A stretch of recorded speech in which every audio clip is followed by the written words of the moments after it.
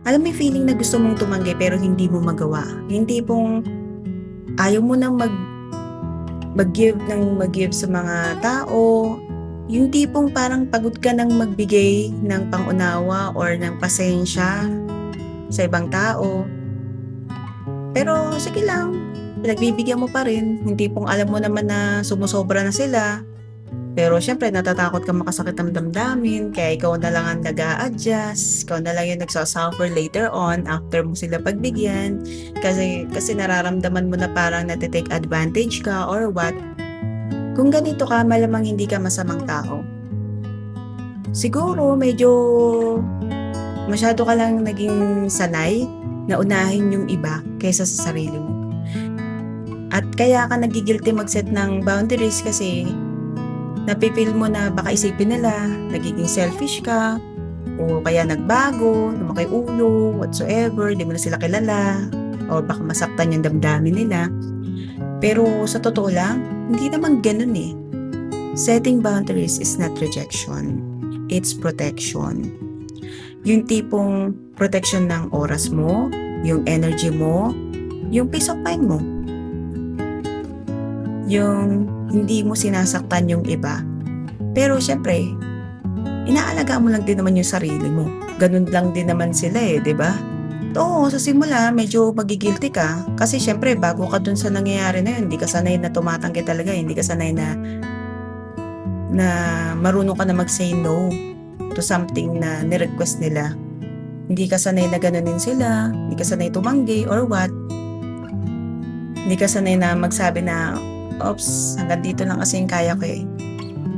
Pero hindi naman ibig sabihin nun mali ka. Ang ibig sabihin lang naman nun, natuto ka eh. Na natutunan mo ba yung sarili mo na kapag ikaw na yung may kailangan, asan na sila? Nawawala na sila. Diba? Naglalaho isa-isa hanggang sa tuluyang mawala lahat. So ngayon, nandun na tayo sa sitwasyon at naiintindihan mo na tama nga naman, kailangan din ng self-care, diba? Paano masisimulan yun? Ngayon, hindi natin pwedeng gawin ng biglaan yun. Hindi naman pwedeng harsh na magsasabi ka sa lang ganito or what.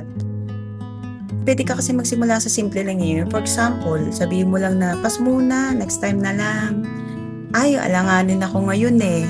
Sa susunod na lang. O kaya next time na lang. Meron kasi akong ginagawa eh. Wala ang choice eh. Ito talaga eh. Kailangan ko talagang unahin eh. So, kung maika-clarify mo yun at maiko-communicate mo ng maayos, malinaw, kung hindi ka nag-over-explain, okay na. Rekta lang. Alanganin ako ngayon eh.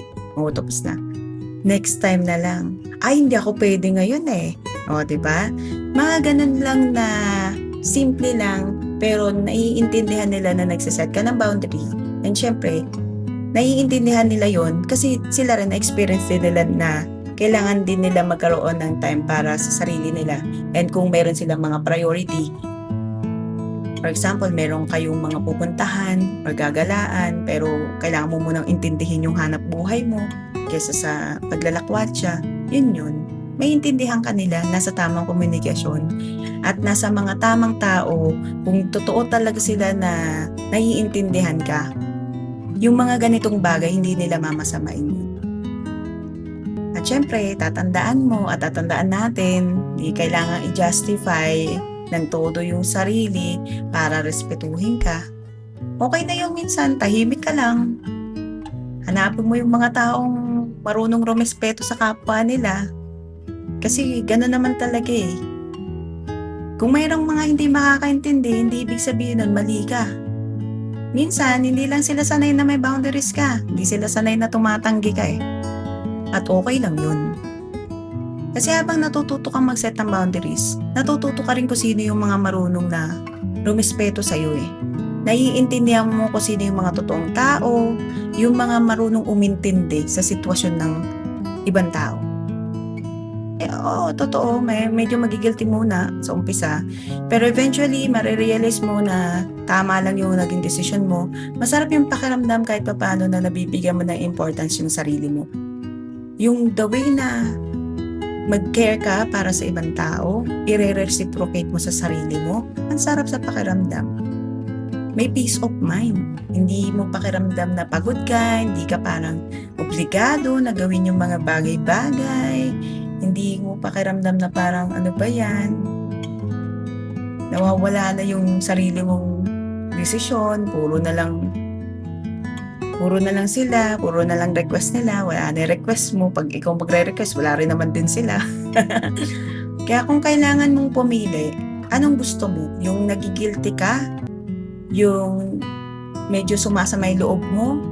O yung meron kang peace of mind? Ganito lang yan. Hindi mo kailangan biglain yung desisyon mo. Unti-untiin lang, simulan sa simpleng paraan para tumanggi. Hindi mo kailangan gawing perfect kaagad. Okay?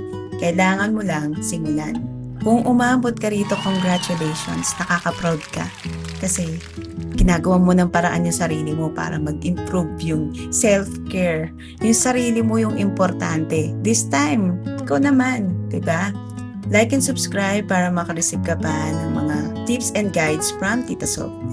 So yun lang. Bye!